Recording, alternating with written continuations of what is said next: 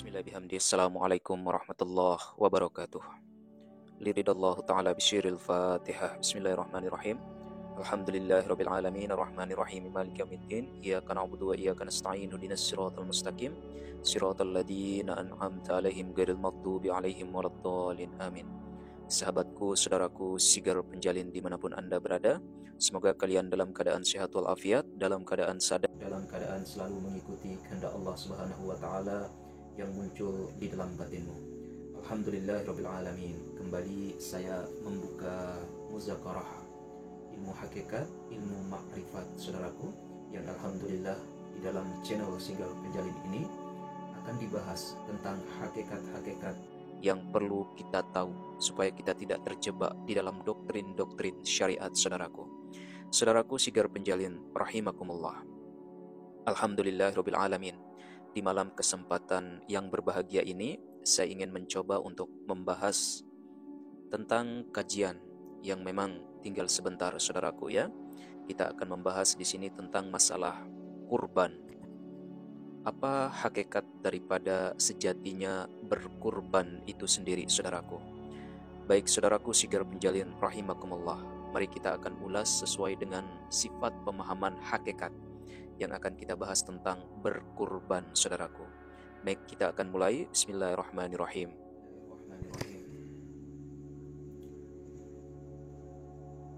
Hakikat daripada kurban saudaraku. Kurban. Bismillahirrahmanirrahim. Di dalam Al-Quran surat Al-Kautsar, Inna a'tainakal kautsar fasholli lirabbika wanhar inna sani'aka huwal abtar. Terdapat di dalam surat yang kedua dalam Al-Kautsar, fasholli lirabbika wanhar, maka dirikanlah salat dan berkurbanlah. Apa yang menjadi makna daripada hakikat kurban ini? Kalau di dalam syariat agama Islam, berkurban itu kita identik dengan menyembelih hewan.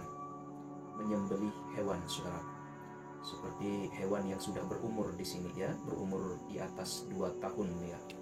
Seperti sapi, kemudian kerbau, kemudian kambing saudaraku ya, itu masuk dalam kategori pemahaman berkurban dalam syariat. Nah, apa yang menjadi makna kurban di dalam ilmu hakikat di sini saudaraku? Karena pada hakikatnya yang perlu kita cari dan tidak salah-salah adalah makna daripada sifat hakikat. Fasholli lirabbika wanhar, maka terakhir pawanhar itu makna daripada berkurbanlah. Nah, di dalam ilmu hakikat, berkurban itu bukan makna kita menyembelih hewan seperti di syariat, tidak saudaraku. Tapi yang namanya berkurban di dalam kajian ilmu hakikat itu adalah kita menghilangkan, menyembelih nafsu-nafsu kehewanan kita, hewani kita. Itu yang sebenarnya pada hakikatnya kita menghilangkan sifat-sifat hewan di dalam diri kita itu sendiri. Nah, pada hakikatnya ilmu hakikat itu mengajarkan kita kembalikan apapun yang ada di dalam syariat atau di luar diri kita ini, kita kembalikan kepada diri kita secara menyeluruh. Nah, kalau berkorban secara hakikat, kita menyembelih sifat hewan kita, nafsu kita yang terlalu besar. Karena nafsu-nafsu yang disebut daripada nafsu birahi, nafsu yang menjurus kepada penyakit-penyakit hati, itulah yang dimaksud sebagai nafsu hewani saudaraku. Nafsu hewani inilah yang perlu kita kurbankan, yang perlu kita matikan, yang perlu kita kendalikan. Kalau kita tidak bisa mematikan, alangkah ya maksimal, minimal kita bisa menundukkan daripada hawa nafsu kita. Selama memang kalau kita masih hidup, kita tidak akan bisa untuk menundukkan hawa nafsu kita. Tapi kita bisa kelola, kita bisa awasi nafsu kita. Kita tidak terjebak kepada doktrin nafsu, kita tidak akan lebih menunjukkan daripada sifat hewan kita. Nah itulah, karena unsur manusia itu ada 3. Ada unsur hewani, ada unsur nabati, dan ada unsur insani. Unsur hewani inilah yang menjadi istilahnya saudaraku ya, yang perlu kita kurbankan. Kurbankan dalam artian kita tundukkan. Jangan sampai kita yang ditundukkan oleh hawa nafsu kita. Nah, inilah makna daripada hakikat berkorban kalau kita bahas secara hakikatnya, saudaraku. Dan pada hakikatnya ya, sejatinya kalau di dalam syariat, kalau kita masukkan ke dalam ilmu hakikat, sejatinya hewan itu tidak boleh dikurbankan. Dan sejatinya secara hakikat hewan itu tidak boleh dimakan, saudaraku. Kita lihat di agama-agama lain seperti agama Buddha ya, tidak mengkonsumsi hewan-hewan seperti yang berdarah-darah atau yang berada di darat. Karena apa?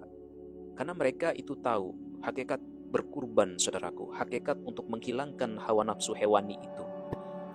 Nah, itu kita di sini sebagai umat Islam bukan salah kaprah ya, tapi belum tahu. Pada hakikatnya, semakin kita banyak mengkonsumsi yang sifatnya hewani, semakin besar, semakin naiklah unsur hewani kita, semakin besar pula nafsu-nafsu kita. Nah, itu yang perlu kita kurbankan. Kita berani mengorbankan diri untuk tidak memakan yang berdarah-darah. Kita bisa juga berpuasa tidak memakan yang berdarah-darah. Dan kita berani untuk ini, saudaraku. Karena dasarnya di sini adalah makanan sebenarnya. Nafsu kita ini sumbernya dari makanan. Kalau kita terlalu banyak mengkonsumsi yang berdarah-darah, karena pada hakikatnya orang hakikat, orang tarikat, dan orang ma'rifat, orang yang sudah masuk spiritual itu, mustahil dia akan memasukkan sesuatu selain daripada yang dianjurkan oleh apa yang ada di dalam dirinya atau batinnya. Seperti menyembelih hewan, sejatinya itu tidak boleh, saudaraku. Apalagi meskipun hewan itu kita sama, saudaraku. Kita sama dengan hewan, dengan tumbuhan. Kita sama-sama satu makhluk ya, cuman berbeda wajah. Hewan itu juga termasuk ada hidup Tuhan di sana. Kita sebagai manusia, sebagai insan juga ada hidup Tuhan di sini di kita. Kalau di tumbuhan juga ada hidup Tuhan di sana, saudaraku. Itu makanya yang disebut daripada hidup ya. Dan sebagai gambaran di sini, saudaraku, sahabatku, Sigar Penjalin rahimakumullah. Sebagai pengalaman yang saya ingin ceritakan kepada saudaraku Sigar Penjalin rahimakumullah. Alhamdulillah ya, sesuai daripada apa yang pernah saya tirakatkan di dalam diri kita. Diri saya di sini selama sudah beberapa tahun, saudaraku ya. Insyaallah alhamdulillah sekitar ya 7-8 tahun tidak pernah mengkonsumsi yang namanya yang berbau hewani. Dan alhamdulillah semua bisa terkontrol, saudaraku. Dan banyak sekali manfaat ketika seseorang berani berpuasa untuk tidak mengkonsumsi hewani. Nah, seseorang yang sudah tidak bisa mengkonsumsi yang sifatnya hewani, itulah yang disebut daripada sejatinya berkorban, saudaraku. Nah, itu yang perlu saya sampaikan kepada saudaraku Sigar Penjalin rahimakumullah. Ya, bagaimana kalau kita tidak makan berarti semakin banyak nanti hewan di bumi. Ya bisa kita jual, saudaraku ya, bisa kita jual, bisa kita ini, saudaraku. Tapi pada hakikatnya kita berdiri pada hakikat di sini, bukan berdiri kepada syariat. Kalau kita sudah berdiri kepada hakikat, jangan sekali-kali kembali kepada syariat. Nah seperti itu, saudaraku. Akhirul kalam. Assalamualaikum warahmatullahi wabarakatuh. Salamun qaulam mir rabbir rahim. Salamun qaulam mir rabbir rahim. Allahumma salli wa sallim ala sayyidina nur fi qalbi wan nur fi sam'i wan nur fi haqqi la ilaha illallah Muhammadur Rasulullah sallallahu alaihi wasallam. Allahumma salli ala sayyidina Muhammad.